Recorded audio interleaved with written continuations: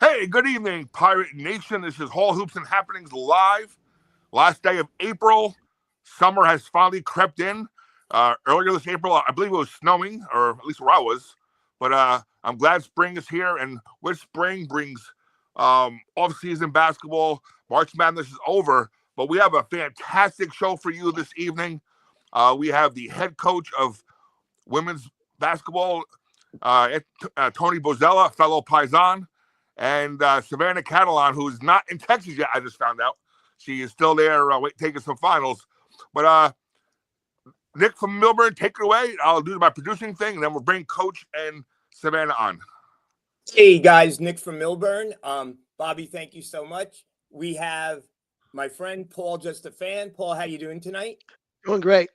We have from the band and hopefully soon to be practice player or flag man, Nick Moore. Coach, when you get on, we're going to tell you Nick Morgan's going to try out for the practice. You still going to do that, Duncan, Nick Morgan? Sure, yeah. And then we have down there Chris Russo, not Mad Dog Chris Russo, the real Chris Russo. I'm sure he's tired of hearing that. How are you, Chris? It's all right. Whatever. I'm all right. Thanks. How you doing? And speaking of Chris's, we have Chris Jones, WSOU superstar, and soon to be a member of the Giant Stadium crew. How you doing, Chris? Good. How are you? Good. And down below, the often imitated, never duplicated, the glue that holds this site together, the one and only Gizster, Nicole Gizzy. How are you, buddy? Doing great. How are you, Nick? Good. Hanging in there. So, guys, we have special guests tonight. We have our second guest. Dan Dunn was our first guest a few weeks ago. We are honored to have Coach Tony BOZZELLA on and a star guard, Savannah Catalan. And so I've been following the women's team probably since day one. I don't know if you guys know this, but years ago, freshmen couldn't play varsity, believe it or not. So before every varsity Seton Hall game, you had the freshman game. And then when freshmen became eligible, they went and had what's called the JV game. And that was before the varsity game or the Seton Hall game, Seton Hall men's game. But then what happened is the women's game came into the women's were able to play on that level.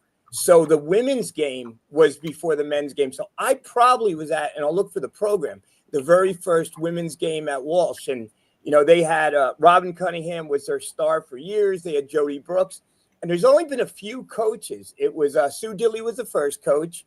And then Phyllis Mangina, Ann Donovan, you know, laid it for a cup of coffee, and Coach BOZZELLA. And, you know, I'm going to say right now, in my opinion, by far the best coach that we've ever had in the women's program. He's taken everything to a whole new level, and the future looks really, really bright. Anybody else want to have something to say before Bobby kicks it to the coach? You ready, Bob? Let's do it.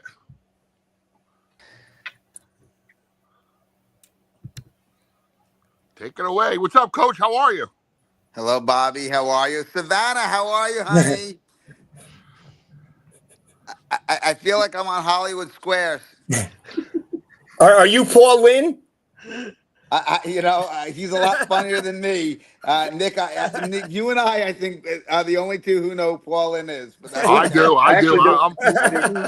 There you go. Harry McAfee, Savannah, the president of the McAfee sure. Fertilizer Company. All right, guys, take it away. We have Coach on. I stepped away as far as preparing any questions. I get Coach once, twice a month myself, so I'm going to kind of produce today, answer questions from the audience.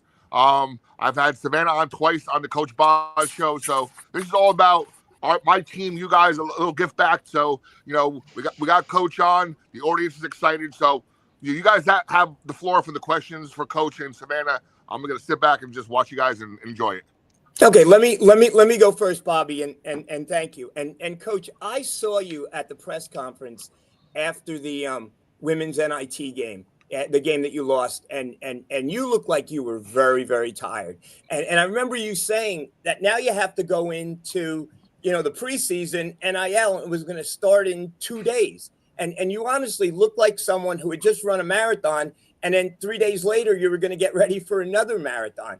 And more importantly, how is the preseason going? And most importantly is, How are you doing? How are you holding up? I'm doing fine. Thank you very much for that, Nick. No, obviously it was a great season. We were really proud of the girls. They did tremendous. I was just tired. I think they were, and I was dreading the fact that we were going to have to go through 30 days of the unknown. Unknown of who's staying and unknown of who we can get, and it's turned out to be excellent. We kept the majority of our players. We kept our obviously our super key players, and then we did very well in the portal ourselves. So we were really excited for that, and it turned out to be a blessing. And starting with the young girl who's on in square number 1, 2, 3, 9, square number 9 as we would call it, bottom right. X marks the spot, but our captain and our leader, Savannah Catalan.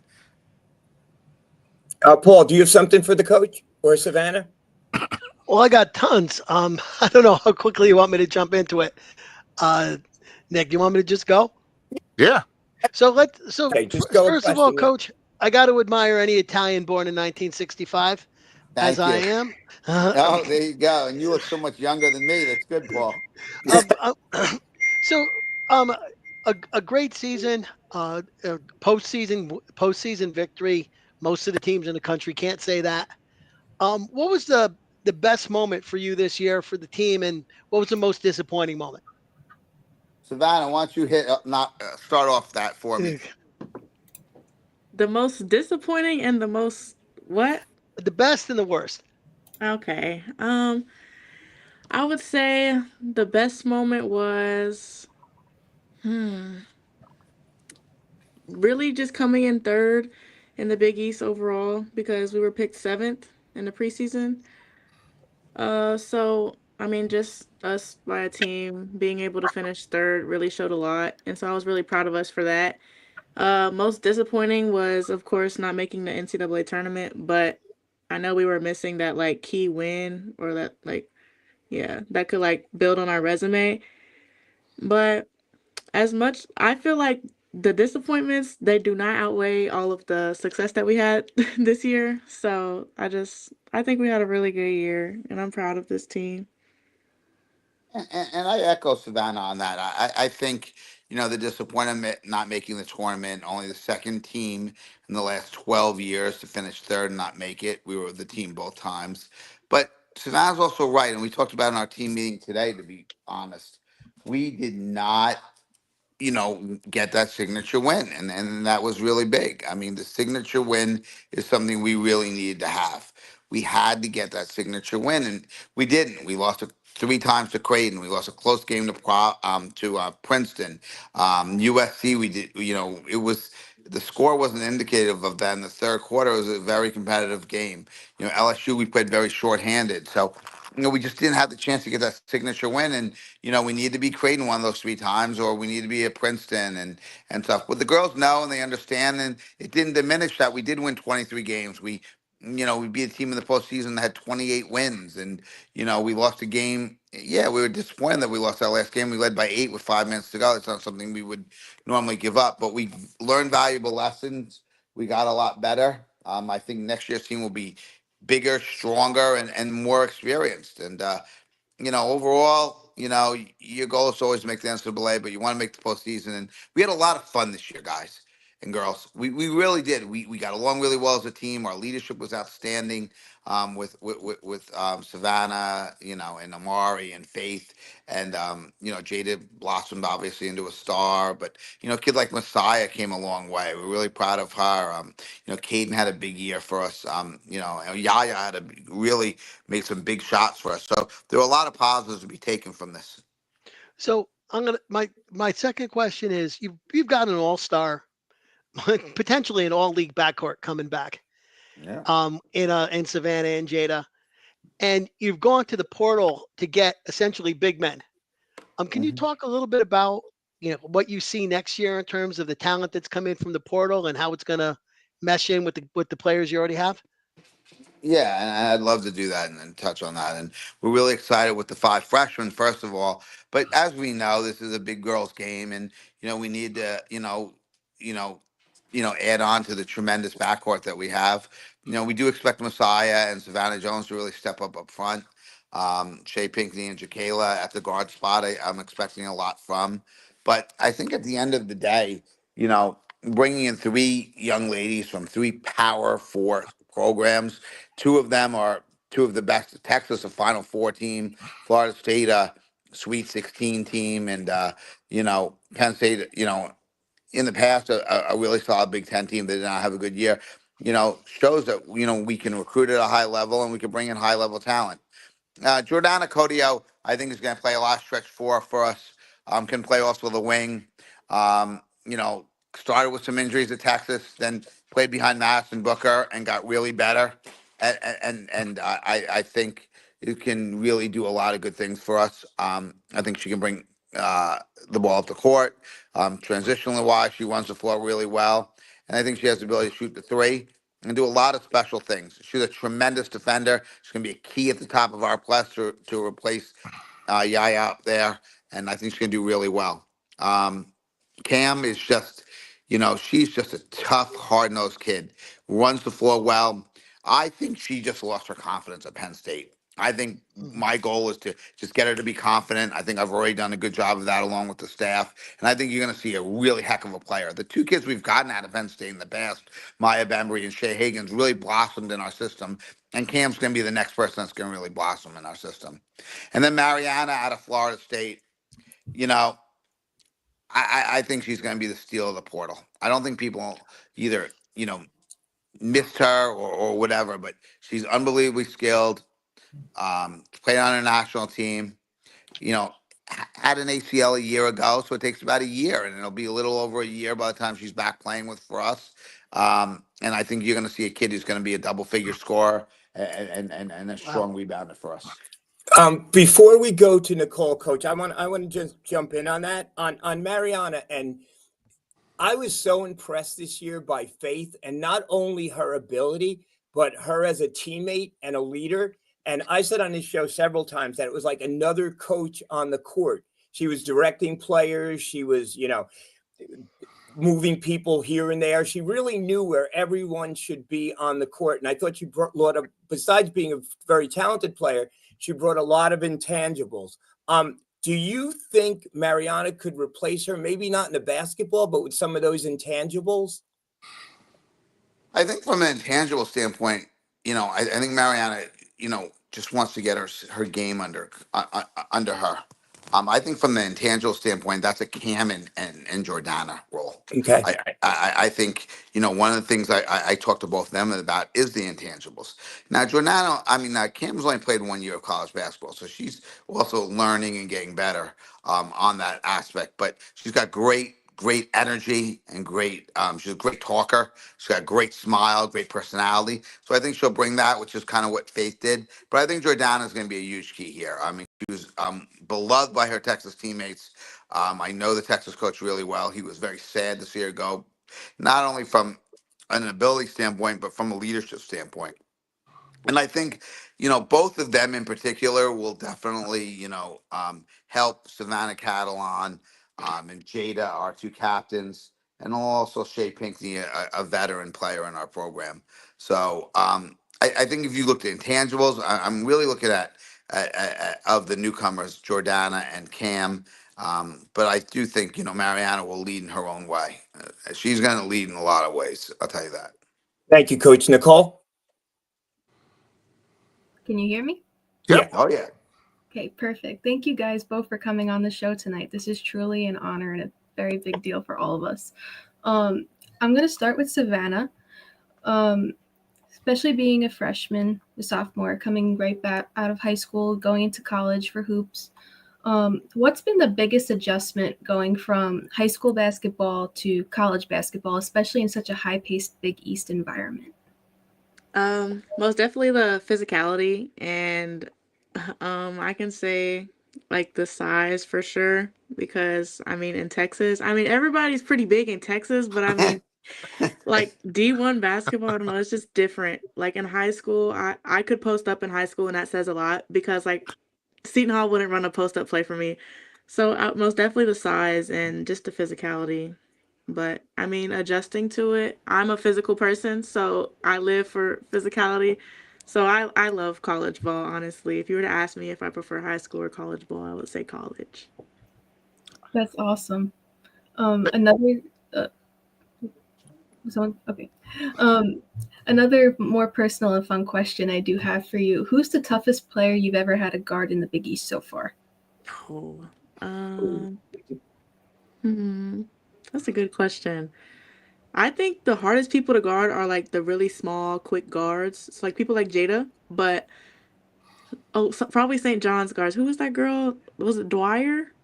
Yeah, Dwyer Lachey played really well. She was a tough Yeah, guard. She was the girl from St. John's. I think, in all honesty, the kid from Xavier Purvis. She was a pain in the neck. She was quick. She was low to the ground. A little older, strong kid. yeah, She was another kid that really challenged us.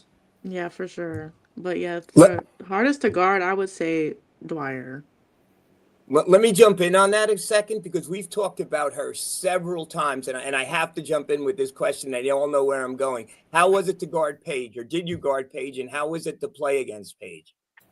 Uh, I mean, it was good playing against her. It was most definitely a challenge. She always has a secondary move in her bag, so I don't know. I feel like I'm a good defender, so I don't want to toot my own horn, but like Right. it wasn't that much of a challenge for me. I mean, I'm shorter than her, so she still got shots off, but if it like I stayed with her, so I'll give myself props for that. And I'll give Good you job. props for that too. I think what made Paige special, Paige got into that pull up, and with her height and length and ability to jump, that 15-foot pull up is as good a layup as any player in the country. And she did a great job of getting her into that area, Coach did, and her teammates setting her up there. That pull up from 15 is unstoppable, and it will be effective in the WNBA as well because she really has the timing of that perfected. Yeah. Hey, Coach, we have a raging debate on this program amongst our hosts here.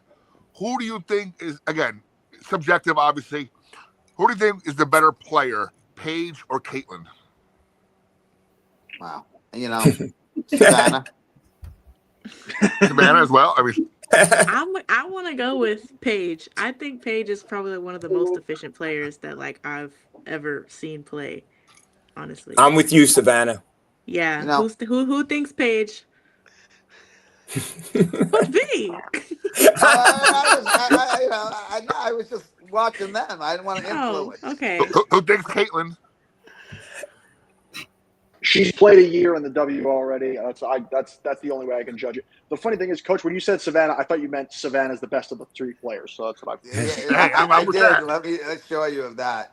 Hey, real quick, I have a quick question for Savannah before we go on to our panel. Savannah, what do you take more pride over, hitting a big three-point shot or taking a charge? Because it seems like you enjoy both of them. Taking a charge.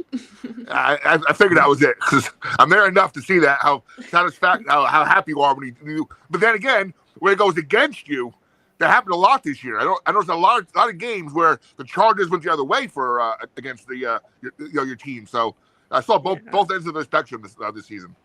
Yeah. Yeah. I will say the best off the ball defender I've ever coached is Savannah. She's a tremendous on the ball defender as well, but off the ball, she's second to none. That I've coached in 32 years. She anticipates. Her help defense is amazing. Her understanding of angles and the ability to read the next play is phenomenal. She's just phenomenal at that. Oh, thanks, Coach B. No, you're welcome. You are, and then she's been taught well. That was well before she got here. Chris Jones? Yeah, so I got a question for each of you. I'll start with Savannah just because Bobby kind of hinted towards it. I want to talk about your ability to take charges because it's clear that's been a lot of your game for the past 2 years. And I remember we were talking about at some point that you were saying how obviously growing up with brothers, that's kind of where it stemmed from. So taking that and going into college, how did you use that and just build your game in college play?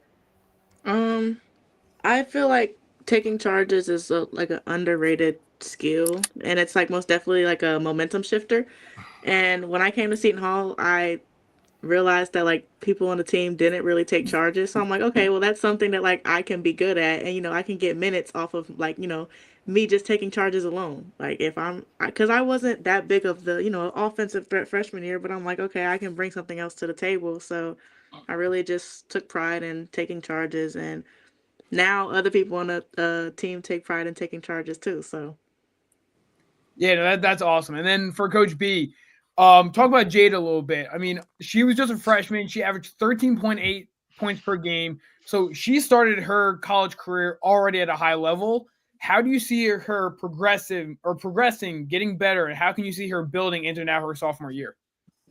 A great question, and I thought this spring, that Jade did a great job of changing her speed. That's a big thing we've been talking to Jada about. The staff's done a great job working with her, and she's done a great job understanding just her change of speed. She's so quick, she's so fast. But people start to measure that at our level, and when you want to become an All-American, which we want her to be, and hopefully drafted one day. She's got to utilize that speed to her advantage. And how do you do that? Yes, if you have a one-on-one opportunity to blow by someone, you do it. But use your change of speed. Keep them off balance. Being able to get into a jump shot. I also thought she shot the ball much better this spring. She struggled at the end of the year. She'll tell you she had hurt her ankle. I think that was a reason. But I also think fatigue, the long season. I think all those things wore on her a little bit. So she's really dedicated herself in the weight room, and she's dedicated herself to really focusing on shooting the ball well. And I think, that's something that she's going to have a chance to do really well at. Thank you again. Thank you guys again for coming on, watching you guys this past season. Honestly, in the 4 years I've been here, this has been probably the most special season. So great season again. I'm excited to see what you guys got coming up next. thank you. Duncan, Nick Morgan, you're up. So I have one question for each of you guys and a question for both of you to answer. We'll start with you, Savannah. So obviously you're a veteran. It's going to be your third year on the team, all-star, all Big East. Is there some aspect of the game this summer that you want to really focus on enhancing? We talk about your physicality, your three-point shooting, everything of that nature, but is there something specific that you want to try to get better at going into next year as a junior? Okay, I have two answers. So for one, like from a captain standpoint, I most definitely want to be more vocal. Whether that's like off the court, on the court. I just want to be more vocal and make these like newcomers and transfers feel like, like just feel like a sisterhood, like they could just come to me for anything. I kind of want to be that type of person that they look up to. And on the court, I want to be seen more as like a 3-level scorer. And I mean, I've showed that I can do that, but I just want to be more consistent as far as, especially like shooting from the 3-point line, just getting into my jumper, just building upon those skills. Great, thank you. And then Coach, so this is kind of a two-parter here. What is the first thing that you notice in a player that you're recruiting, whether that's a transfer or a high school student? And then what do you look for the most in those potential future players? That's a really good question. And, it's interesting now, obviously, because you're recruiting both out of the portal area and out of the high school area. We are looking for shooting. You have to be able to shoot the ball. That's a big thing for us right now. And, everyone's like, I need people to defend. I need this. Listen, I think we have really good coaches. It's a lot easier to teach someone to defend and get the footwork down, be in the positions, than to make a jump shot. So I think making a jump shot, shooting the ball from deep is important. We have tremendous guards. We need to be able to space the floor. We need spacing. So I think that's important. And we're looking for speed.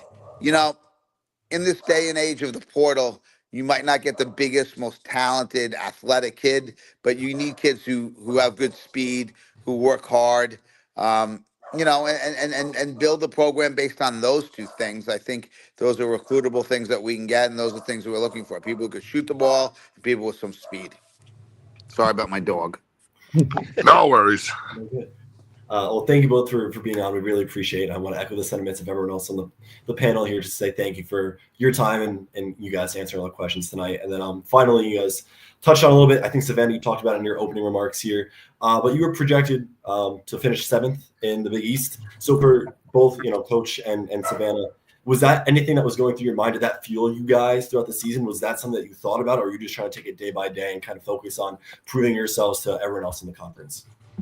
Yeah, at the beginning of the season, it most definitely triggered some people on the team, but I mean, all you can really do is just kind of like just take it to the chin and have the season that we had, and that's exactly what we did. I would say like throughout the season, we weren't really focused on, what our preseason ranking was. Our goal was just to stay in the top three. And we did. And I don't think we took it at media day as that's why we're here. But I think the kids had a chip on the shoulder. I think a lot of pride in our program and who we are. And I don't think a lot of people knew how good Faith and Jada would be. And Savannah was coming off an all rookie year, but she was still a rookie, and people didn't understand how much Yaya had improved, and some of the other kids we added. Amari still being on the team was a huge factor as well. But these kids really dedicated themselves defensively to start. It's one of our best, if not our best, defensive team we've had in 12 years here. They were tough, they were physical. And, we lost a lot of games to injury. If we didn't do that, that would have, maybe made a little difference. But these kids never used any excuses. And, to win 23 games and play as well as we did, it says a lot about them. It really does. Thank you both very much. Chris Russo. Yeah, guys, first off, I want to thank you so much for taking the time out of your evening. A, we're close to final exams. B, you've got Warriors Rockets this evening. I'll throw that one out there as well. But I've got a question for each of you. First off, Savannah, you shattered a lot of records this year, but the one that stands out to me from a personal standpoint would be you not only broke, but just obliterated the single game program steals record with 11 against Xavier. What moments are you going to remember and take away most from that game? That was actually one of the most memorable games of this season because, me as a person and a player, I really take pride in my defense. And so, I'm not gonna lie, I never really thought about me coming here breaking records. So, just for when I heard that the day of the game, and it didn't make me emotional, but I was just kind of like, dang, it just kind of fueled me to just keep going and just keep going to be the best player that I can be. And I still know I have so much more to achieve while I'm here. So that moment really meant a lot to me. It meant a lot to me, not because so much, the record itself, but, here's a young lady that, was out for, weeks upon weeks. And people were talking about that she might not play the rest of the year. And, her hard work, her dedication, she never quit. She wanted to come back. She could have taken the red shirt. A lot of kids would just say, oh, I'm going to take the red shirt. Not her. I want to come back and help the team. So, yeah, the record itself was amazing to me. But just seeing her out there, I got emotional during that game because I'm like, here's a young lady that people didn't think would play. Not only is she playing, she's dominating the game and setting a school record. I'm like, heck yeah. And that in my heart is something I'll never forget. I might forget that she had 11 steals. I'll never forget that she was out there setting a record. I'm sorry, I'm going to jump in, Chris. Savannah, what's better, 36 points against DePaul or 11 steals against Xavier? Oh, I'm not gonna lie. I'm gonna say 36 points because yeah, me a 30, too. a 30 points. A 30 ball is really hard to do. Yeah, exactly. She again, in a tough game, and she came through for us when we needed her, and she's just great. Yeah. All right, we got our first question from the audience. Nicole, take it away. Yes, we do. This one comes from William Hathaway from Local Talk Newark. What are your plans for the 2026 season? How are you going to prepare yourself for the season? Anything will happen different? That's for Savannah, by the way. Oh, okay. Hold on. Let me reread my buddy the question. Bill, my media buddy. Yes, Bill. He's the best. Okay, so my plan for the 2026 season is just to really elevate my game even more. I feel like my jump from freshman to sophomore year was really good, but I still know I have so much more that I can just showcase and work on. I feel like my spring workouts have been really good so far, and so now I'm really excited to just come back for the summer because I feel like the summer, that's when I'm really going to make a jump. I plan to prepare myself just by staying in the gym, doing workouts on my own, and really that's it. Just stay motivated. Now, Savannah, are you going back to Texas, or do you go back at all during the off season? Oh yeah, day after finals, I'm gone. Okay. What do you miss most about Texas? My family. There you go. That's a good answer. Thank goodness you said that. I'm telling you. Yeah, my family. I miss them. All right, back to Chris has some more questions. Chris. Yeah, I actually did have one more question for you, Coach Savannah. You're free to answer as well if you want. Coach, we talked about at the end of the season, arguably, and probably everyone in this chat would probably argue that you guys were snubbed from the NCAA tournament. It was the highest win total you guys had since you last made the NCAA tournament, 2016. Phenomenal season, a success overall. But one of the things you did shout out was, hey, you know what? One of the best cases for us is, hey, not everybody had to play UConn twice in a year. And of course, UConn does not define the conference. It does not define your season or your program whatsoever. But watching them win the national championship, especially after you guys played them a bit closer, I think for about a couple of quarters in that game at Walsh, how much does it validate not only the phenomenal season that you guys had, but just the Big East Conference as a whole? I'm so happy you said that. Down 12 points with 5 minutes to go in the third quarter in our gym, and they just wore us down. They did, Um, credit to them. But I was so happy. Someone said to me once, our net ranking got really destroyed because of the lopsided score, especially the first time we played Connecticut. But people don't understand, like, when you're coaching that game and they're playing at a phenomenal rate and don't have a ton of subs to use. And we tried to use our subs in that game to rest other people. It's very difficult. And our kids gave it all, and I was proud of our kids. But, the score was very lopsided. But, I'm not trying to coach a game to have the score close. I'm coaching the game to win as many games as I can throughout the year. And we won our next game after that because we played our people appropriately. With that being said, people said to me, well, you didn't play that competitive against Connecticut, so that might be a factor that you're have for not getting in. I said, well, then South Carolina and UCLA shouldn't be in the tournament either because they got their ass kicked by 30 points both times too. So, at the end of the day, I think it just justified my point that how strong our league is, how tough it is, and it says a lot to um, Connecticut, but it also says a lot about our league. Very good. Very good. Hey, we had another Nicole. Want to take Frank's question? Yeah, this one comes from our faithful friend Frank Arcaroli. He says, "Thanks for both of you for being on the show tonight. This question is for Coach B. Any chance of playing UConn at the Prudential Center? I think it would be a decent crowd like Providence and Creighton drew when they hosted UConn this year." Frank, thank you. And that's a phenomenal question. And I have been very hesitant to do that in the past, but I'm not going to lie. It's something that both our fantastic athletic director, Brian Felt, and I have had serious discussions. I know, and he's in discussions with the Prudential Center for us to play that game at the Prudential Center next year. It's something we would like to do.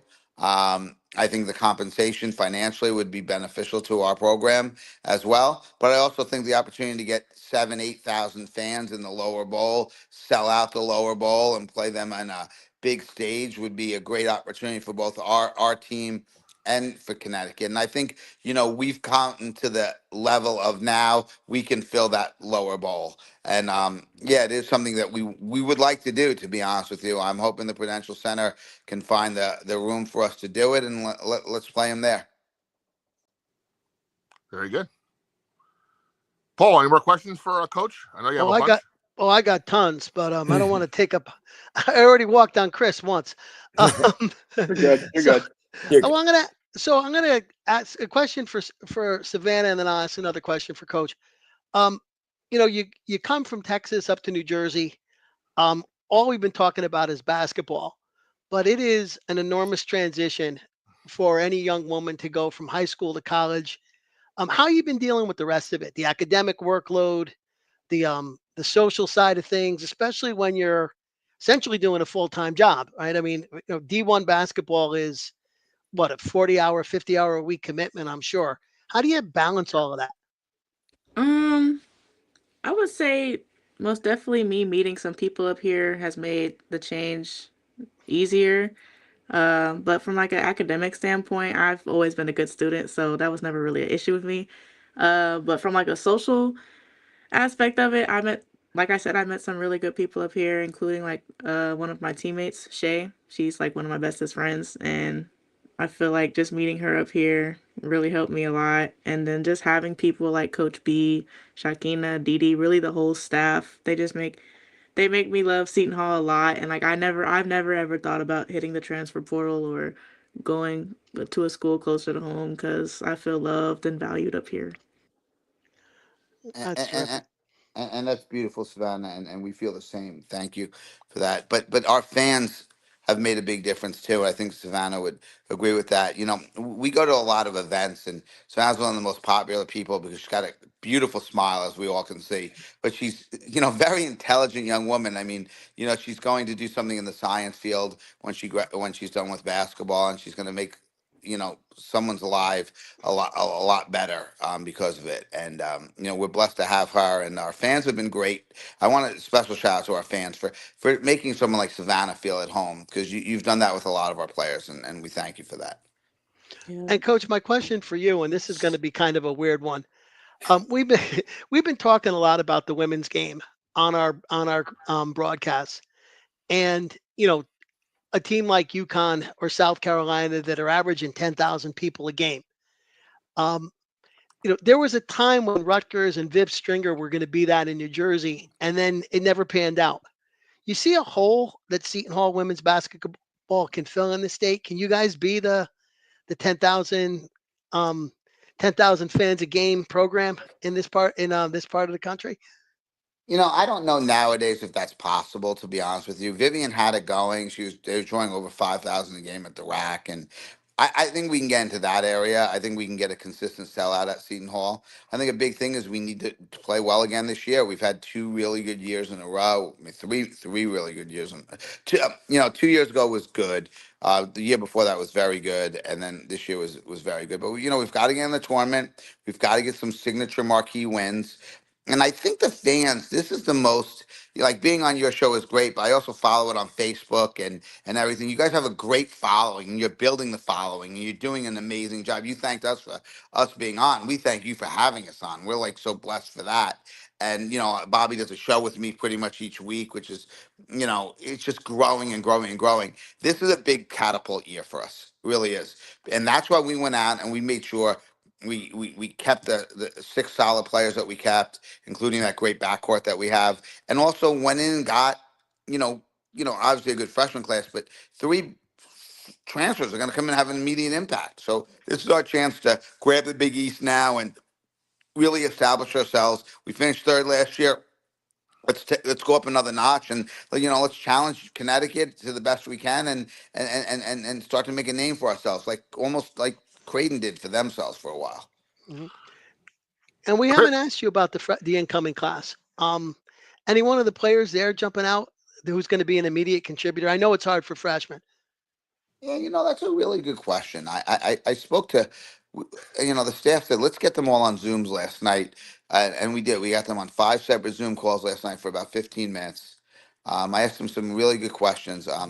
They're doing, their own workouts that, they asked for workouts, we had sent them. They're doing that. They've been very consistent with them. They ask good questions about them. I think each one of them, in their own way, has a chance to have a role in helping us win. I would say, the guard play is tough and physical. The post play, they both can shoot the three. I think that's really good. I think the ability for for them to defend with great length and intensity that they did in high school, they can carry that into college, and they're going to help get us better. But it is hard. It's hard for a 17 or 18-year-old to have an impact on a team that is going to be ranked hopefully in the top 25 in the country at some point. Thanks, But coach. I don't doubt them at all. I will say this: they're talented. So if they do their job, they're going to get a chance to show something on the floor for sure. Chris has a bit of a question for you. Chris? So I got a question for Savannah. This is a question that is on everyone's mind. Everyone's thinking about it. How has the transition been from going from Texas to here food-wise? I mean, everything down there is obviously better, but I just got to know, how's it been? I mean, New Jersey food's not bad, but I feel like the South, I just feel like the South, they win as far as food. The South has better food. But one of my favorite restaurants while I've been up here is Carmine's, and Coach B's supposed to be taking me soon, so I am. yeah. Yeah. Yeah, I got one word for you: pizza. All right, there's no pizza in Texas. I've been there. Oh yeah, There's no no. pizza in Texas. Yeah. I mean, I don't really eat pizza, so I can't really, Ooh. Yeah, I know I don't. I'm not really a pizza person, but I have had pizza up here and it's good. So Okay. y'all have the South beat on that for sure. Let me jump in and ask a reverse question to Savannah. I saw, getting back to Paige again, one of our favorite topics on here. But Paige was being interviewed in Texas, in Dallas, and they asked her, are you the hottest thing in Dallas? And she said, actually, the hottest thing in Dallas is the weather. So let me ask you, how are you adjusting to New Jersey weather? Because Bobby says every week it's been freezing here, Yeah. and compare it to Dallas or Texas. Well, like Dallas is just scorching hot, and up here it just gets really cold. But I'm not gonna lie, I think I would rather be cold than hot. Like being in the sun, it irritates me. I don't know. And I know it's kind of weird for me to say that because I'm from Texas, but I don't really like the heat that much. So honestly, I think I prefer Jersey weather. Hey, last time I was in Dallas was last January for a college football showcase game I'm involved with, and the wind chill was -1. So Ooh. Dallas gets cold too. Yeah. I've experienced it firsthand. We have a question from Duncan, Nick's mom. Yes, we Nicole? do. This question's for Coach B. How important will Shaylin Pinkley's role be next year? What do you hope to and expect to see from her after her redshirt season? Fantastic question. And one of the things that we talked about was we did not go after a player that plays similar or plays Shea Piggy's way at all in the portal. We have that much confidence in Shea. I think Shea's going to have a blow up year. I think she's unbelievably working hard, unbelievable healthy at this point. People forget she was a starter for us, averaging over 6.5 points a game, averaging shooting over 40% last year, and just coming into her own until she got injured, until she basically broke her shin. She's 100% healthy now. It's funny when we moved our offices to above the gym now, and the school has done an amazing job, led by Kevin Sponzo, of creating beautiful offices for us, and now new locker rooms for the girls in the next couple months. But each day we see that gun being pulled out, and I don't have to look out my window to know who's shooting. I know it's Shea Pinkley. Her work ethic is second, and I think she'll have a big time year for us, both on the offensive end and really help replace Amari's defense for us as well. Coach, I have a question that just kind of popped in my head. We all saw the how important Faith's one season was for you, her being here in South Orange. But what I've noticed all season, being there maybe for 3/4 of the games, a lot of young girls coming to watch the games. Do you think a seed was planted in these young girls' minds that in the future that Seton Hall is a destination for very competitive, winning women's basketball? Yeah, and I think it was the question that was asked before about attendance. We need to jump on that. I mean, Faith was extremely popular on TikTok and really, started to make our school our program a national brand. In fact, today we sat with a great group of young people from WSOU that are really going to help brand our program tremendously, even more next year through graphic design and different types of publicity. So we're going to take advantage of the 23 wins, the tons of TikTok views, and tons of Instagram stories, being on shows like yours much more often, and obviously our own show that we have, me and you, and really grow this. I mean, the stories that Savannah and Jada and Shay and the Messiah, Jacayla, Savannahs of the world, and all our newcomers come in are going to be tremendous stories. I mean, I can tell you, Cam's going to be, a star in front of the camera. Jordana, a star in front of the camera. Mariana, a star on the court as well. I think in front of the camera. Mariana's a really funny, sarcastic person when you get to know her. It's going to be great. And I think these newer kids that we have, the freshmen, they come with a lot of energy. They're funny, they're silly. So we're gonna just really brand our program out, and we're gonna be really good. And you have to be really good first. But we have a lot of good personalities on this team. We really do. And I think Faith really helped show us off. And I think it's gonna really we're gonna take it to the next level this year. So, Coach, what's next for her and her I mean, I don't obviously we don't believe she's playing pro. Is she playing pro ball somewhere else? No, I mean, Faith had a lot of foot problems at the end. I remember Faith's almost 24 years old, been through a lot of injuries and ACL through the years and stuff. I think Faith wants to take a year away. She's going to come back eventually and coach with us. But I think she's going to take a year away. Her fiance got drafted by Golden State, so she's going to have a chance to live out west for a little bit. She's looking at some graphic and social media jobs, and she's going to be a tremendous hire for anyone who hires her out there. And I think she's just going to, take a year for herself, and she deserves it. She's been playing basketball and been carrying teams for, close to a decade. She's going to take a little time for herself. I had a great conversation with her a couple of days ago. She was Metropolitan Basketball Writers Association Player of the Year, which is a, tremendous award, a tremendous honor. So I think she's going to make sure she goes out on top for sure. Nick, want to add to that? Yeah, so Coach, you kind of touched on this now, but we saw Faith's influence on the team this year, and we're very excited for her and her fiance. And we talked about this on the show when her fiance Cheyenne just got drafted. But you mentioned that there was a possibility of her returning as a GA coach. That was a conversation that was had throughout the season, at least on broadcasts, that maybe she'd come back next year. Is that still something you guys are actively talking about? Is that just kind of a hope? Is that something that she's kind of solidifying for the future? Give it a couple of years, or what's the timeline on that? Do we have one? We had talked the other day, and Faith wants to take a gap year for herself, just a year for herself. Like I said, do some social media, do that. But just take a year for herself, whether she spends a little time in California, some time back home, time traveling. Her sister's getting married. She's from California as well. So, Faith's got her own, nuptials at some point. She's also got her sisters at some point as well. As we all know, Faith's one of 10. She's got, nieces and nephews. So, I talked to Faith about it, take a year for yourself. Don't just jump in and coach and be responsible for all these other kids. And I think a year away from everything and to focus on herself is going to go a long way to even making her happier down the line and more effective as a coach. So, Coach, you had posted something real quick. I'm sorry, who's that?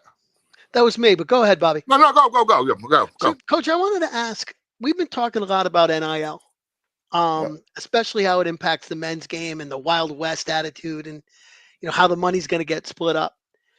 One of the complaints on the women's game is that it seems like talent gravitates to a small number of programs. You were talking about how UConn smoked everybody this year.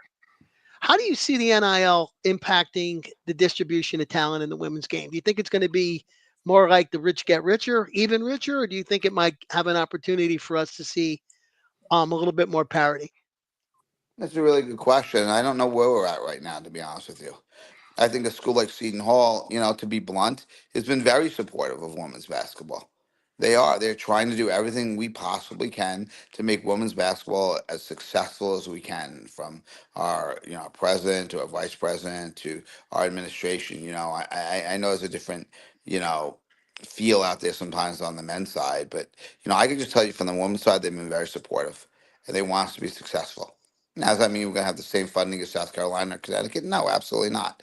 But they're going to try and give us the funding to be competitive. And again, my job is, with the funding they give me, to be as competitive as I can. And when you have players like Savannah that are dedicated to Seton Hall, and Jada and the rest of our players, and we're going to find a way to do this because the school wants us to, and the school's going to be as supportive as we can.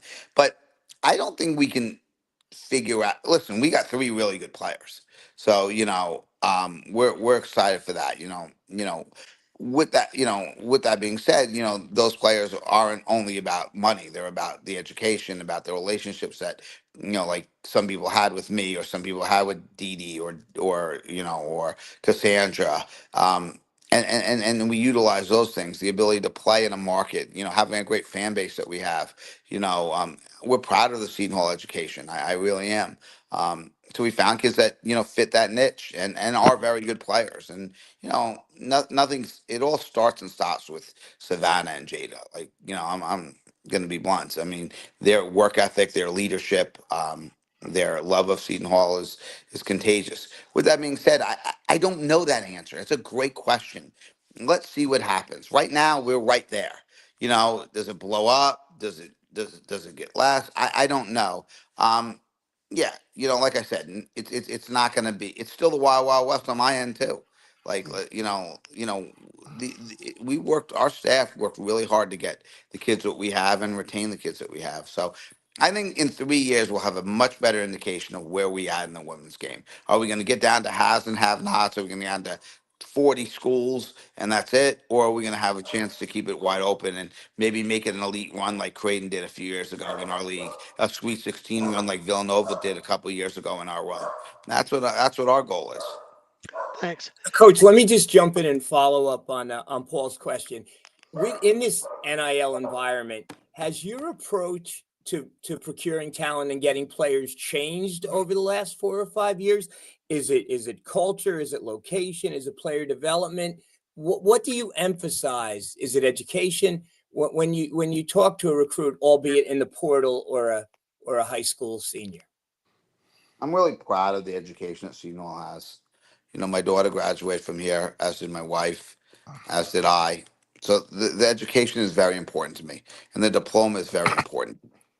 I know a lot of that's coach speak, but it's not with me because I'm a Seton Hall alum. And it's one of the things I respect so much about my boss. He's a Seton Hall alum. Like, those things are important. Um, our president of a board of trustees, Seton Hall guy. Like, those things are important. Our vice president, Seton Hall guy. Like, those people believe in that. So we sell that. We sell Dr. Joyce Strouser, one of the most powerful women on our campus, is a women's basketball season ticket holder, dean of the business school. We sell that. Those are things important. But things have changed. And I'm a big believer, as you construct a team in this day and age, you got to have some go-to people. You got to have some A-plus players. And damn it, we do. We did last year, and we certainly do this year. And then you build and you figure out the pieces around it. And I think we've done a great job this year as a staff of putting some great pieces around us. And now, we have the two great players to really help drag this thing, to the top. So am I recruiting differently? A little bit, because in the past, it wasn't the portal, it was the immediate transfer that's changed everything. When you used to have to sit out a year, you could have a little more stability. Now, stability is questionable day by day. As we started this conversation off an hour ago about, I was exhausted because I was worried about those next 30 days.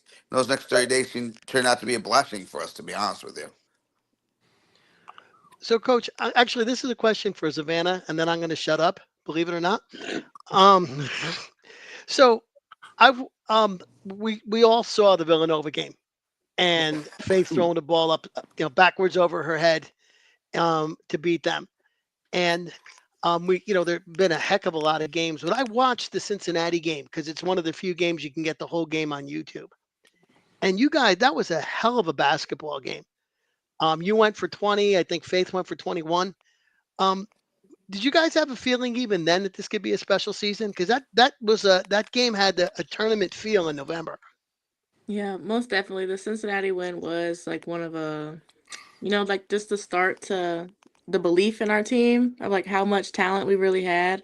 Winning against a Big 12 team, that was just really cool to me personally. I remember the first thing I said to Shaka after the win was, "Wow, we just beat a Big 12 team." Like, that was so cool to me. But yeah, that was most definitely a start to like a preview of how our season could and did go. So yeah. Nicole, you have a question? I do I have will a tell you, I thought after that game it could be a special year because we were down, we didn't come back, we beat a Big 12 team on the road. I think those things were really, we in those huddles we never once questioned ourselves. Excuse me. So I was really, really thrilled with how we came back, the way we came back, as much as anything. All right, Nicole. I have a question for Coach B, and it's more so about mentorship after college.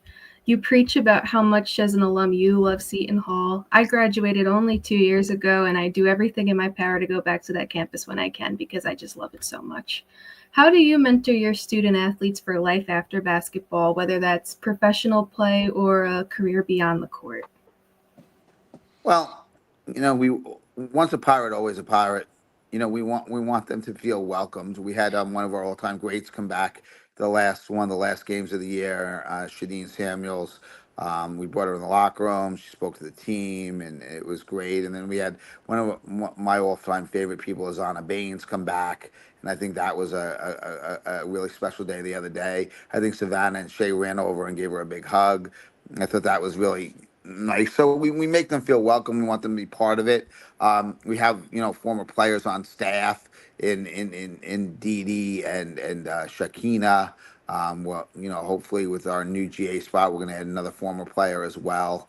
That's something we're excited about as well. So, we want to keep them around. A lot of them have helped us recruiting outside of, where they live, outside of our tri-state area. So we just, excuse me, Nicole, we make them feel comfortable. And I think that's really important. And always remember that they're part of our program. I mean, another fan question. Nicole, want to take it away? Yeah, I can. And thank you for answering that. This question comes from Allison Woolard. With the recent investments in facilities and overall increased funding, how do you envision the program continue to evolve in the coming years? Yeah, I think it can continue to grow. I sat up there today and overlooked the court from our offices, and I'm like, this is a big time basketball facility now.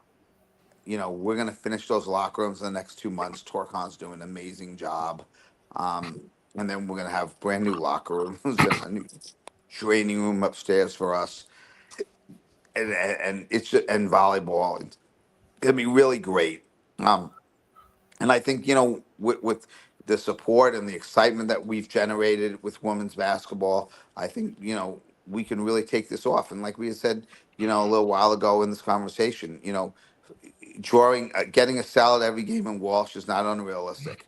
We need to do that. I mean, our marketing people did a great job this year. We had groups and groups of people. I spoke to a group almost every game before the game. So, they're doing their part. We've had some great meetings with Learfield about, they're asking for our girls to do a lot of extra outside of basketball to help promote our program. So I think, this is just going to just blow up in the next year for sure. Let's have some fun. By the way, I think the Savannah food tour will be a great little sideshow. As she navigates Jersey food from being from Texas. That'll be a nice little sidebar, I think she do. Let's have some fun. Chris, you have a question?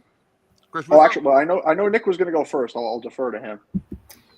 Yeah, sure. So, we are very lucky to have both, Savannah and you, Coach B, a part of this program and a part of this history of Seton Hall athletics and women's basketball. So, just kind of give you guys props and kudos. Savannah, what's one of the most important takeaways you've learned from Coach B? Then, Coach B, what's something that you've learned from Savannah's short time here so far at Seton Hall that you really appreciate and admire? Just we know you talk very highly of each other in the team, but what's something that you guys take away from each other and like basketball wise? Anything basketball wise, a life lesson, just something that you really have taken away and you've learned from Coach. I don't know. I mean, it's a lot. Hold on, I'll think of one. 1 second. I'll go first. For me, Yeah. just her work ethic day in and day out is unparalleled.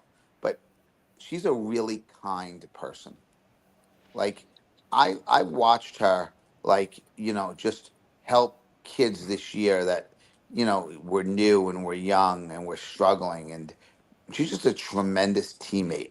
And when she was out all that time, she was engaged every single day in practice. I mean, engaged, cheering her teammates on, coaching her teammates. It was sad to see her go back out on the floor because I lost a coach, but it was great to see her go back on the floor because I gained an all-conference person.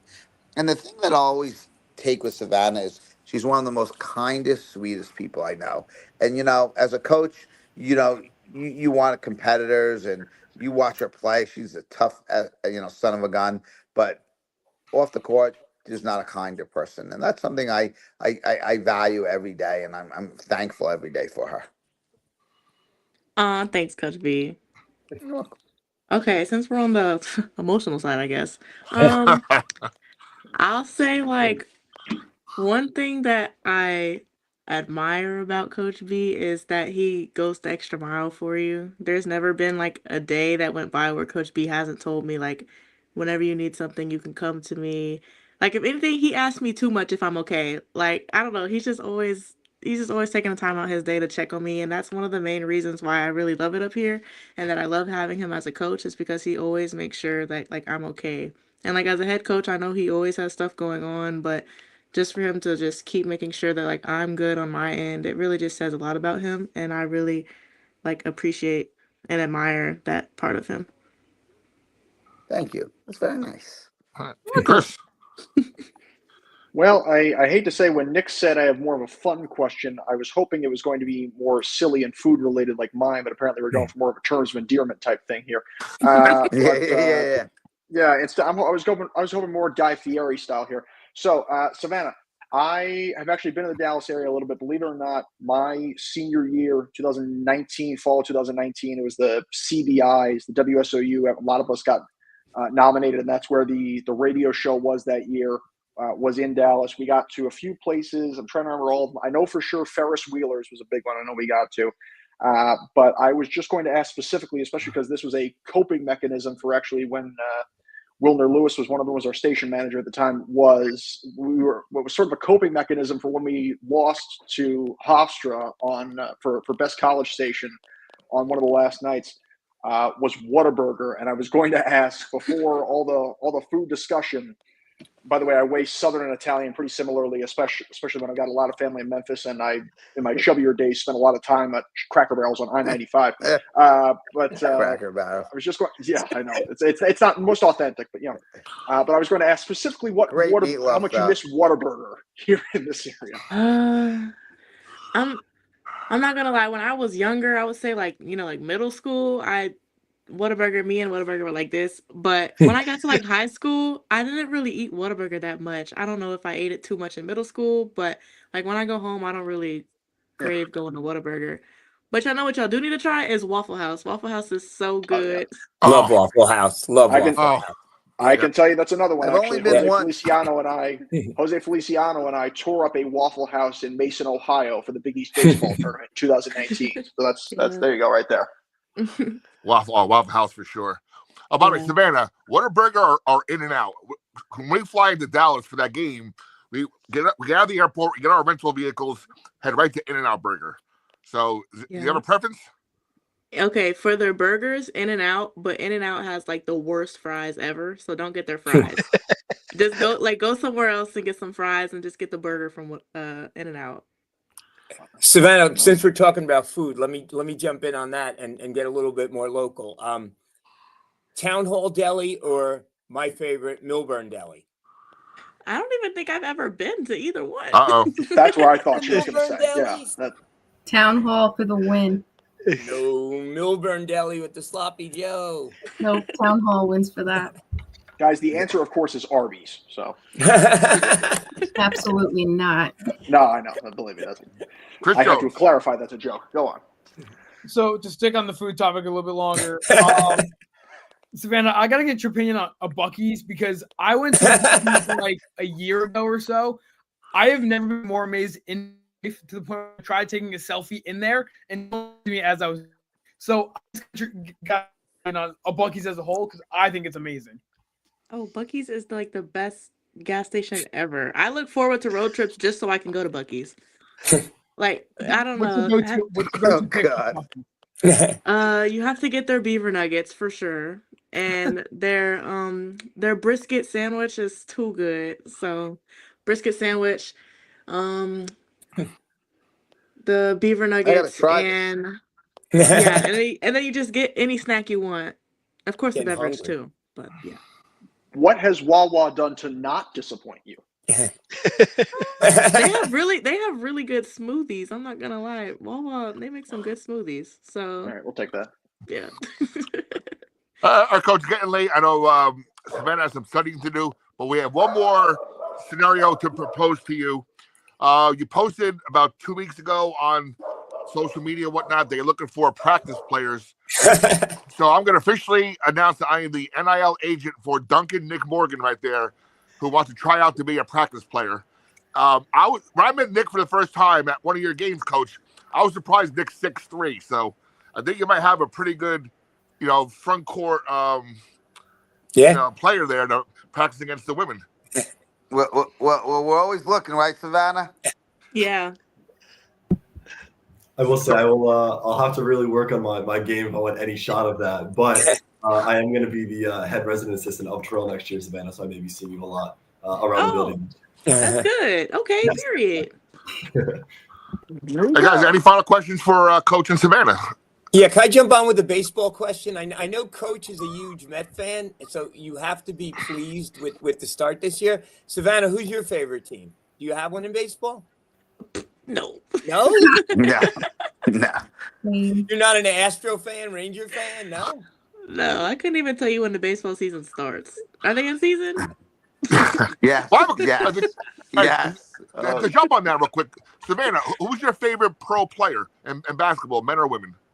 Or both? Oh, I like LeBron. I'm a LeBron fan. There you go. Yeah. Whose game did you emulate growing up? My own. Savannah. Great answer. Right. I think I have my own game. I don't emulate nobody. Right answer. Good answer. You know what? I had one last thing, actually. I was thinking about it. When Savannah, when you brought up the charges, I was thinking, actually, you might have the king of charges on the other side of the Hudson and Jalen Brunson. I was wondering how much you emulate his game at all. And another former Big Easter, too. I don't know. Maybe I do. Do I play like him? I'll ask him. I mean, draws charges more than anyone. That was just one thing that came into my head at the moment. I like this podcast. Y'all don't have to invite me a little bit more. Oh, yeah. It's fun. Yeah. We're This taking is you up the on that. best one we've been on all year. There's no question about it. We're going to grow the Coach Boz show to have 9 people on, Coach. How's that sound? I love it. It'd be great. No one will replace you guys. You guys got this down. You have great chemistry amongst each other. Call it the Bozzella Bunch. Nicole and friends. Oh my God. Yes, I like it. Nicole and friends. Good. I know it's late for, Savannah has some studying to do. Good luck in your finals. I'm sure next time I'll see you in person will probably be Biggie's Media Day, which, hey, he's only 5 months away. No, Bobby. No, Bob. We're going to do a show during the summer live. Okay, let me know. I'm going to have you come to practice. Beautiful. Let me know. I'm down for that. Yeah, I'll be excited for that. A live show from practice. And we're Hey, going to have him Savannah. come through. Seriously. And then we're going to have Bobby do a little foul shooting contest against Savannah. That's what we're going to do. Oh, my money's on Savannah. And Coach, you'll be happy to know. Remember my 2 students I brought in Biggie's Media Day, and they came to one of your games. Yeah. Eli is going to be a Seton Hall Pirate next year. Awesome. Oh, good. We'll have him. So he'll be in sports management, hopefully following in our 2 Chris's footpaths there. Excellent. Well, thank you all for having us on. It means Thank a you, lot, Coach. and, Thank you. Bye, Thanks Savannah. for coming. Really. Thank you, guys. we'll talk Bye. soon. Bye-bye. All right. Good night, everyone. Bye. Good night. All right, we're still live, of course. Where do we get Coach? All right. Oh, no. Sorry, Coach. All right. I wish it popped up. It was just going to be the dog. I was asking what the dog's name is. We have to work on that some. I saw him walking around, and I figured once I saw him walking, I was like, "Oh, it's got to be his dog." I thought that was funny. That was awesome, team. That was awesome. I love that. He got the fact that we have great chemistry. When Nicole was getting nervous before the show, I'm like, Nicole, we're going to be great. We're great every week. We'll just be ourselves. We'll be good. And we were. Paul, great questions. Good home. Thank you. You do your research awesomely. All right, as we turn on to our second part of the show quickly, my first question has to be, what's the resolution between the Jones family and Hooters? Has that been resolved at all? Yeah, so Oh my God. if I remember correctly, No, Yeah, hold on. Chris, Chris Russo missed that last week. Wait. Chris Russo, have you ever been to Hooters? No. he's lying. He's lying to you. He's not telling the truth. He's not telling the truth? Nicole swears she's never been to a Hooters. Even in Atlantic City when she goes to the Tropicana. She's never been to a Hooters. No, I go to Carmine's in Tropicana. Yeah, I think that's different from Hooters. Ah, I believe. I don't know. Never been. So we had this conversation because Glenn Stack Monster or whatever said it sounded like he said he was at the Hooters ski resort. So of course I jumped on that and we started You know what the talking mountains about are shaped Hooters. like. And then Chris Jones's parents got in a little argument. There goes Mrs. Jones again about who's been to a Hooters and her mom and dad and whatever. So Chris, what was the resolution? Yeah, no, we had to talk behind the scenes about it all. Actually, I think it's funny. I'm going to bring it up. I think, Mom, I'm sorry. I think she texted me and she goes, "If I embarrassed you, I'm so sorry," or something along those lines. But no, everything is settled. We're all good in the Jones family. Hi, Lisa. No, hold on. Chris is still confused. So apparently, Chris's dad said something about. Well, I think what was his dad's comment? It was like I forget It was what he said something. exactly. It was something about Hooters going bankrupt. Yeah, he was saying something along those lines, and then I think my mom said something about either bringing me or bringing him, one of the two, and then it just kept branching into more things, and it really just kept going. Yeah, I think your mom was concerned that her husband knew that Hooters Too much. was going to be bankrupt and wanted to know exactly how closely he was following the financial difficulties of a scantily clad female burger place. I just want to ask again. We all went to a Catholic school, right? I just want to. Yeah. Yeah, that's what I thought. Okay. All right, that was fun. That was. It's getting a little bit late. I don't. At least for Paul, because Paul's got to work tomorrow. Paul, Not school. Paul is not a school teacher. Not a school teacher. We also We have that established that. under. We figured that out last week as well. Yeah. Paul, any comments about the men's team? Another recruit signed today, I believe. Yeah, so we're looking at we've got Bud Clark and TJ Simpkins, Joshua Rivera, and then AJ Stanton McCray from I believe University of Miami. He's a Hurricane. Was a Hurricane. And I looked at his numbers. He was a 21-minute player at Miami. Looks like a decent shooter. In the 30s. Very, very good foul shooter. It'd be nice to have somebody who can shoot from the line. 6'4", I think, 6'5". So he's another guard or another swing man. So it looks like that part of the team, the backcourt's pretty solid between the four people who have come in. But there still isn't anybody big that we haven't brought in anybody big either from the portal or from the incoming freshman class. So that's going to continue to be an interesting thing. The other thing that was noteworthy, and I think one of the Chris's brought this up as well, is if you think about it, last year when we lost our players, they all went to Power 4 teams. Kadari went to St. John's. Dawes went to Ole Miss, I think. I'm trying to remember, but they all went to Power 4 teams. This year, our guys are going to mid-majors. Davis went to Ole Miss. Yeah, I'm sorry. Yeah, this year all of our guys are going to mid-majors. It seems like everybody's kind of stepping down, right? Vermont going one. down. So, I don't know whether we just misjudged the talent on the inbound, or whether or not these guys are looking for playing time, right? Middleton's going to Tulane, and I think it was. I'm trying to look at the other guys. Wichita State was one of them, right? Yeah, one went to somebody's going to McNeese State, somebody's going to Wichita State. So it looks like the team itself, the guys from this year are looking for homes out of the Power 4, and I think that's you can make the argument that Isaiah went lateral, right? Like, we're as good as Oklahoma State on any given year. But what I really liked, and I don't know if you guys picked up on it, I'm sure Bobby did. Coach's approach to roster construction was kind of like what we've been talking about. You get that one or two really good high-end players and then build around them. With the men's program, I really don't get that sense. I get the sense that there's like a lot of the same. Do you guys see that? I mean, within our own conference, our rivals across the river over there, they're a $10 million or more NIL team again. And I happen to be on their media list because Steven Dombrowski was here. Wait, 10 million? 10 million.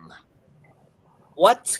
If you guys look back on the Facebook page, our fan page, I posted an article on CBS Sports about 2 weeks ago that listed the top programs. And St. John's is even above UConn. UConn's an 8 million a year team.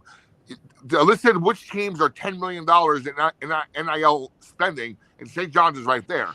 So, like I said, Steve Dombrowski was with us doing Peter Long's job and now he's over at St. John's. So I'm still on their media list.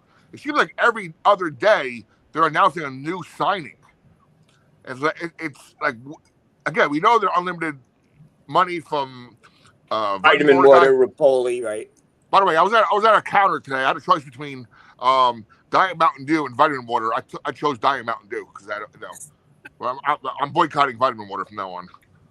Anyway, it just seems like, and as we discussed, as Paul mentioned, our players are going down, a level, and it just seems like the players coming in, and this could be part of coach's strategy, like Nick said, that maybe now we're actually going for the better players at the mid majors who want to come up and make a difference. St. John's is doing they're going all over the place. They're getting they're going blue chip. Yeah, they brought in 5. Hopkins from Providence, who again I think is a lot better than people give him credit for if he stays healthy. They brought in a guy named Ian Jackson from North Carolina. There's a kid named Isaiah Sellers from Stanford, and they've still got Zubi. What is his name? Their big man is still there. So they've got a lot of guys. When you look at UConn, and I was looking at them as well. What's his name's coming back with UConn, right? Yeah, Caravan, Caravan said he's coming back. Yeah. And they've got a couple. They've got Caravan back. They got Solo Ball back. They've got Silas Damari from Georgia, and they've got a very strong incoming freshman class. There's a couple of blue chips on that list. So, I mean, I think, Nick, it goes back on to what you were talking about last week, the cash flow problem. Yeah. Until the settlement gets signed, we don't have any money to put into the pot for revenue sharing. Whereas St. John's and the vitamin water guy can keep doing whatever they were doing. And I'm sure UConn and Creighton have a ton of donors as well. But even with that, the numbers that they were throwing around is 5-6 million tops. And you're talking 10 million, 8 million. It's crazy. How do you compete with that? Yeah. Well, look, if you can get to 5 or 6 million, you can compete with 10 million. The question is, how does a $1 million program? Right. And that's where we are now, right? And so look, when I was in middle school, I did a paper on Moneyball. And while it got a poor grade, I learned some things from it. All right. And so, look, the general idea, Billy Beane would even say, was you don't want to necessarily be Oakland where you are in, well, it's not even Oakland anymore, where you would be in the bottom. That's the line from the movie. There's 50 feet of bleed, and then there's us. And so you don't want to be them where you have like no money and nothing to work with. But you also don't want to necessarily be the Yankees or the Dodgers now in this case, or St. John's where you've got a ton of money, but you're really overspending and you could be overpaying for talent that's not really worth it. You're just spending because you have the money. Whereas he said the best case scenario is you want to be like St. Louis. You want to have that middle market money. You're going to be smart enough to have the negotiating power. You'll give up on the guys that you should give up on because they're just not worth the money, but you'll have enough to bring in good enough guys. And the truth is, $5 or $6 million, you have $5 or $6 million compared to 10, you'll be able to get one good guy or two good guys and be able to surround them with decent enough depth. Right. 5 or 6 can compete with 10. It's what you got now that is very hard to compete with 10 because obviously the NCAA just doesn't really care. So it's a matter of getting that revenue sharing thing done as soon as possible. Right. And it goes back to roster construction because I thought Coach summed it up perfectly. Get that one or two, like you just said, Chris, of cornerstone players and then build around them. Right now, you look at our roster and it's like there's no standout. Everyone's kind of the same. And I don't know. And also you talked about Moneyball. But what Billy Beane did was he invested in analytics and scouting and departments. And we aren't doing any of that from what I could see. Right. So. But Chris, don't feel bad about getting a bad grade on that paper. There's a story about a guy who went to Yale Business School, wrote a paper on potentially having a delivery system that would fly all the packages to one place, sort them, and send them back. And he got an F because he was told that it wasn't going to work. It could never work. The guy was Fred Smith, founder of Federal Express. As someone with a lot of family in Memphis and someone in my family who works very high up in FedEx, I very much appreciate that. So thank you. And someone who loves Castaway. So Chris, not to put you on the spot, but who was the catcher in Moneyball that they were going crazy trying to draft? Remember? Trying to draft. Yeah, or sign. There was a catcher because they made him a high pick. Are you talking about the catcher? You talking about the catcher turned first baseman? Maybe, yeah. What was he? Was he played by Chris Pratt? Maybe, yeah. Chris Pratt, this guy from Guardians of the Galaxy, he's from Parks and Rec. Is he the one who hits the homer against the Royals? He's the walk-off. That's Scott Hatteberg. Right, got you, yeah. But there was another one. There was another guy that they were talking when they were in their meetings about scouting, and he had stats, and he couldn't run the 40, and he couldn't run down the first, and he didn't have a great arm, but his stats were good, and they ended up drafting him instead of some other players. I'm not sure if it was drafting Scott. It may have been Scott Hatteberg, because Scott Hatteberg was a free agent and he was a catcher. Okay. That they turned into a first baseman, and that was the whole thing. I remember. Yeah, Kenny Field. Yeah, it's easy to play first base. Tell him, Wash. It's incredibly hard. Yeah, I can quote that movie all day. Yeah.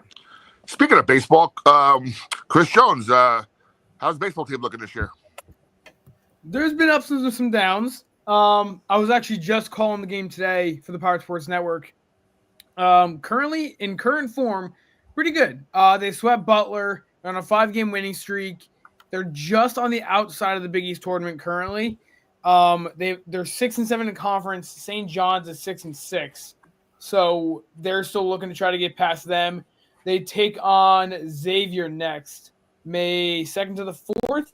And then it's Georgetown, which Georgetown's bottom at 2-10. So they have a chance to make the tournament. Hasn't been the season they were hoping for, because I think they're now 19-26. So it's, again, there's been ups, there's been downs, but they still have the potential to make the tournament. We'll wait and see how these last 2 series go. Don't they have an MLB prospect? They do. I see him going this year. He is currently at his highest. He was 6th in the nation in batting average with I think it was a 435. Wow. And it's Aiden Robbins. He's only a sophomore. Righty, lefty? Righty. That's righty. He plays right field, and he is an athletic freak. It is absolutely insane watching what he does. Today he was almost so close to making a play like this. He was running from right field practically into center field and made a 5-yard diving. I think it was 5 yards. He dove 5 yards, got the glove out, couldn't catch it. But the fact that he still almost made that play was insane. He will absolutely go to the league, I think, at some point. I just don't know if it's going to be after this year or next year. Or have scouts been coming to to O&T Carroll? I have not seen any yet, but I'm going to assume again. My guess is he's had some contact, some talks, whatever it is. He's been one of the best in the nation, probably top 10 players, maybe top 15. Are they home this weekend? No, Xavier is at Xavier. Chris Russo, you got to go? Yeah, I got to turn out. I want to say, Paul, God bless you for typing in the chat, Jeremy Brown. That is right, Jeremy Brown. Jeremy Brown, yes. Yes, that's the one at the end of the movie. The season's over, and then our 250-pound catcher, Jeremy Brown. Yeah. Yeah, dives back into first base, thinking he's popped out, or he's going to lag a single into a double, and then he finds out he hit the ball 50 feet over the fence. So there you go. All right. Well, that's a good one to leave you guys with. So thank you very much, guys. So I'll see you next time. Thanks, Chris. Of course, thanks, Duncan Nick Morgan, who left a little while ago. By the way, for you Met fans out there, your new reliever played at Kane. So, they will find you if you got talent. So Kane's at D3, right? So it doesn't matter where you play and what sport you play. If you got talent, they will find you. They were at Milburn two years ago for a kid that got drafted by the A's. Oh, yeah. I remember. I probably had that guy and that kid at one of my games. When St. Mary's plays Milburn, there's a couple of guys there who were very good past couple of years. So, Chris, quick question for you. as you had right up into the sunset from SOU into your professional career, which sport do you love broadcasting the most? Which ones do you find the hardest? Ooh, that's a good. Okay, so the one I love to do the most is football. I live and breathe football. I could do play-by-play for football for 10 hours straight. But who do you do football for? So there's a New Jersey company called Big State Sports. They were before they were more Sussex, and they broadcast all high school sports: basketball, football, hockey, soccer, volleyball. They do it all.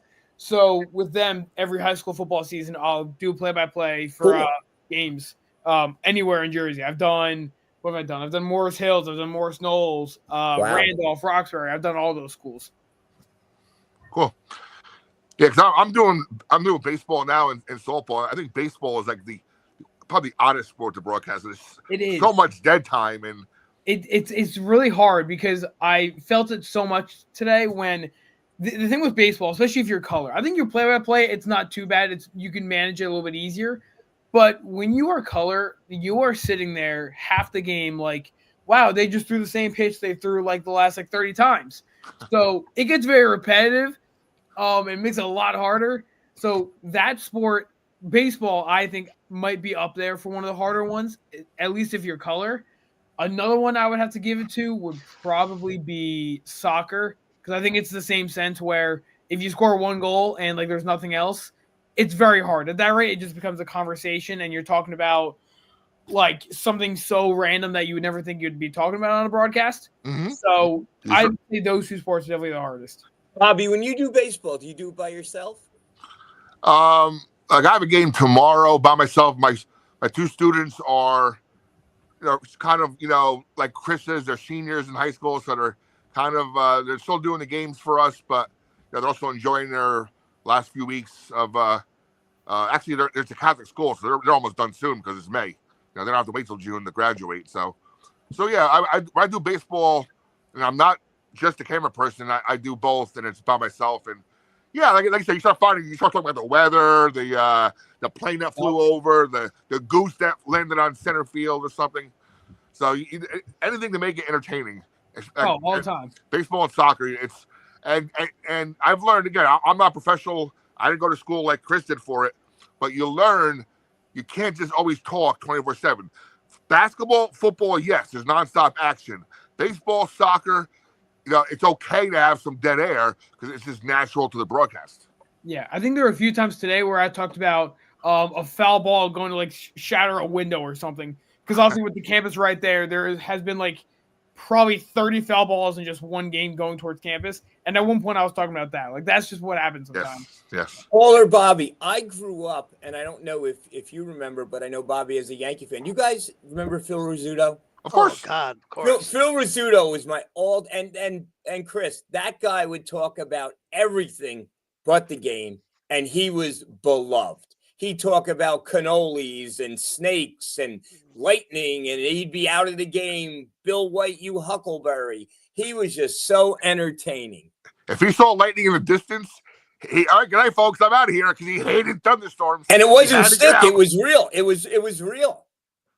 There's a book of you guys know what found poetry is, right? Right. No. Yeah. But they did I'm sorry. Not really, but so basically found poetry is the idea that you're reading something and then you set it off in a poetic stanza.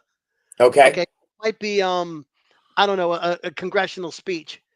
Somebody took Rizzuto's greatest play-by-play and color moments and turned it into found poetry.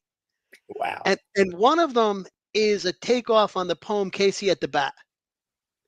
And halfway through Casey being up, Rizzuto's talking about a golf tournament in Rochester where it was the Italian Open, but the only guys who won were all the Irishmen. And it's just this blank verse stuck in the middle of the poem. It's an amazing thing. It's called Scooter at the Mic. And if you could find it, I have a copy of it someplace. It's just absolutely marvelous. To this day, I have no idea who Gary Cohen's, what the name of his wife is.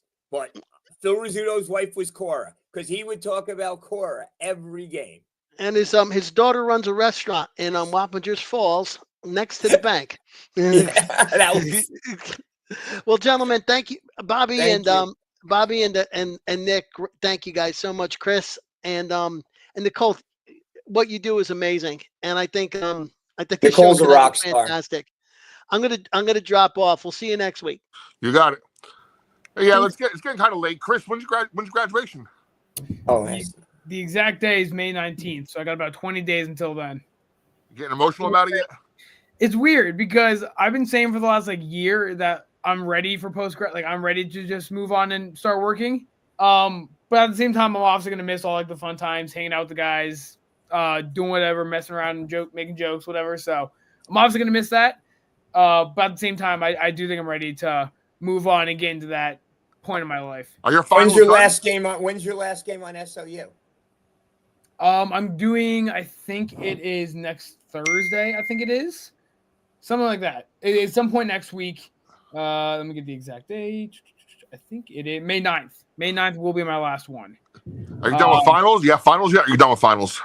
So yes and no, because I completed my requirements a year ago. Okay. I've just been taking fun stuff. So this semester I've been taking yoga, team sports, and vocal techniques, and then senior seminar. So outside senior seminar, I've been playing basketball, football. I've been being zen, being yoga. I'm just enjoying my last semester. Yeah, I remember my last final when I was, at school there was in the art building. And then Yeah. I remember just finishing that final, going to my car and just bawling my eyes out that it was just emotionally, I finished college. I'm done. It's like, wow. Yeah, my last official day with the final actually is May 9th. So after that, graduation, then I'm all good. Nicole, how about you? How was your last couple weeks there? Oh, it was so emotional. I didn't want to leave. You had to pry me off that campus just to bring me home because I did not want to leave. It was the worst. Every time I go back to see my sister, it's like I wish I was still here. I loved Seton Hall that much, and I still do. And that's why I'm so dedicated to staying in touch with it as much as I can, whether it's mentoring students that are interested in cybersecurity or wanting to know, how did I get to where I am in such a short amount of time? Stuff like that. You don't realize how much that impacts someone until you're actually telling them your story and giving them that advice, and then they want to go out and be like you. And it's funny that you say that, you took all the fun courses and stuff your senior year. I could have done that, but I added a whole nother major. I took marketing, so now I have 3 majors under my belt. But it's so great to see that I could do this as my marketing and, my public speaking and, my hobbies. I could do this as a hobby and still do what I do in my day job. It's so fun to be able to have that accreditation as well. And by the way, Nicole, before we go over to Nick real quick, our final thoughts. Your help with my student, Eli, introducing him to your friend, helped him get on board. So thank you again for that. That's and, awesome. I look forward to him joining us and, following the path of the Chris's. And, I'm not sure if he's going to SOU or Pirate Sports Network yet. We'll see when he gets there, I guess. But looking forward to it. Nick, any final thoughts? I loved having Coach and Savannah on today. I loved them at the end, really vibing us and appreciating the fun that we have and the chemistry we have and the fact that they realized it. And, they said it was the best show they've ever been on, and they've been on quote unquote professional shows. And I'm proud of what we do. I'm proud of you guys. I'm honored to be working with you, and let's go Pirates. Yeah, it was definitely something. When you hear that, it makes you feel good. And hey, you know what? I think we have something special because I don't think we ever get this like we had today with with the men's basketball program. No, we're not Carino. We're not Adam Zagoria. Oh, by the way, real quick, I had to mention this. I mentioned to you I'm on the the email list for St. John's. The New York Post, as most publications or websites these days, websites especially, they have a special New York Post Sports Plus. Right. You have to subscribe to get more information. St. John's is actually on their Plus stuff now. So there are people paying them extra money to learn more about St. John's basketball, which is absurd because it's a college program, and you're making money off a college program by charging people for their plus access. That's just crazy. That's crazy. Chris, any final thoughts? Again, I loved having head coach Tony Bozzella on today, as well as Savannah Cattle on. Both of them were absolutely outstanding. Having them here, a lot of fun. And then for the men's side, still got some work to do behind the scenes. We'll see what else Shaw has up his sleeve. Excited for both seasons coming up. And then again, 2 weeks and I'm out. And then hey, I'm still here. I'm not fully leaving. I'll still be here. So awesome. That's a plus. Yeah, Awesome. We're not letting you go that easy. Yeah. Not to get into your personal life, but we'll get into your personal life. Where are you going to be living once you graduate? So I will be mostly at home. Okay. When the semester starts back up for school, though, I will be stopping by here about half of the week because my girlfriend lives off campus, and Good. Here it's like 20 to 30 minutes compared to home. It's like an hour and a half. Right. So I don't really want to wake up at 5 a.m. every morning, so for that sake, I'm going to stay here a little bit too. I wouldn't. And save your money when you can. Oh, yeah. Save your money. Yep. My final thoughts is that I was thinking about this during the show. Okay, we keep talking about St. John's. RJ Luis, I have not seen him in many mock drafts. Nope. St. John's is filling the roster up pretty significantly with other transfers. Yep. There may not be a spot for him if and when he decides to come back to college. So maybe that's something our coaching staff is looking at as far as, let's hope. There might be more than one player, more than just RJ Luis. We need the money, though. The cash flow. Yeah. When is the NBA draft? I know May 12th is the lottery, so we'll see if my Nets get Cooper Flag or not. The NBA draft would be in June.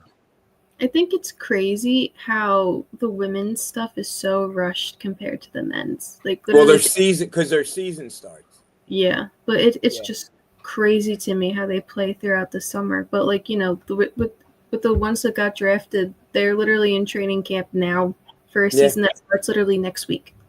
Yeah, and their season's 30 games? They don't have a very long season at all.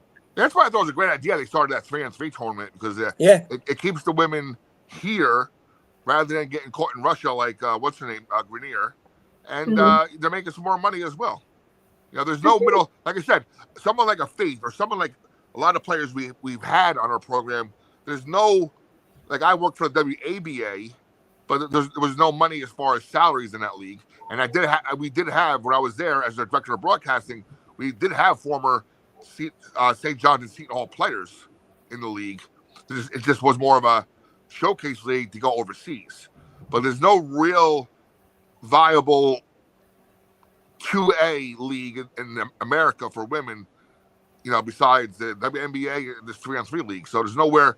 Even if Faith wanted to play, for example, there's nothing there unless you go overseas. There's also Unrivaled now too. Well, there's a new league start. Yeah, right. There's something happening. I think in Atlanta, another women's league too. But we'll see how it goes. I love Bobby when you asked Coach that question because I didn't think you were going to do it. What's Faith that? Or Paige? I mean, yeah. I mean, Caitlin or Paige. I thought that was great. It just kind of brought them right into what we do, and I thought it was wonderful. Well, as long as we keep doing the show, when we still go once a week, or maybe a little, we'll see what happens. I'm open, of course, right? But I know Gister and I are going to be loaded with Caitlin Clark stats. Every week we go on live on the air to say, hey, who's got better stats out there, Caitlin or Faith? So we're going to be supporting our girl pretty extensively. So be ready, Faith fans. It's going to be really fun to watch Caitlin play Paige when time comes. I'm so excited for that game, especially after watching I think it was the final. It was either the third to last game last year when Iowa made it to the national championship when Caitlin threw the ball off of Paige so it would go out of bounds and Iowa would get the ball back. I just remember looking at her face and Paige not looking back at her, knowing that they're great friends and stuff. It's just that's so gut wrenching. Yep. Gister, your final thoughts. I am going to defer my final thoughts. Well, first, I want to thank Coach B and Savannah again for coming on the show and for the lovely compliments about this show. We're not paid to do this. This is all fun and games for us. We all do this out of the love for Seton Hall and athletics. So it's great to see the support, and thank you all again for joining. I want to talk a little bit about our Facebook group and a couple of alumni events coming up. Invite your Pirate Friends, alumni, and fans to join the largest and best shoe Pirates group on Facebook, featuring past Pirate profiles from student golfer Isaiah Williams, direct posts from media members such as Jerry Carino, the Asbury Park Press, Jaden Daly and the Daily Dose of Hoops, Bobby Blackjack Garante of Surge Sports, which hosts our lovely shows, Matt Lazinski, and Brian De Novelis. We also have our group exclusive live shows, which are hosted by Surge Sports, including the Coach Boz Show, the Pirates pregame show, which will kick off again once the season starts, and our midweek show, Hall Hoops and Happenings. And the weekend of June 6th is the Many Are One Gala. This is the 38th, I believe, 38th Gala. I will be there. I hope to see some familiar faces there too. It's going to be a wonderful event. You can go on the Seton Hall alumni website to register and purchase your tickets. I'm really excited for it. It's pretty much the perfect opportunity to wear formal wear, have fun, reconnect with older alumni, meet new faces. It's a wonderful time. And then the day after is Alumni Reunion Weekend back on campus. I will be volunteering with the Young Alumni Council for our yard games, and I hope to see you all there too. It's going to be an all-day fun activities. We've got food trucks. We've got a brewery on campus. We're going to bring back the pub for one day.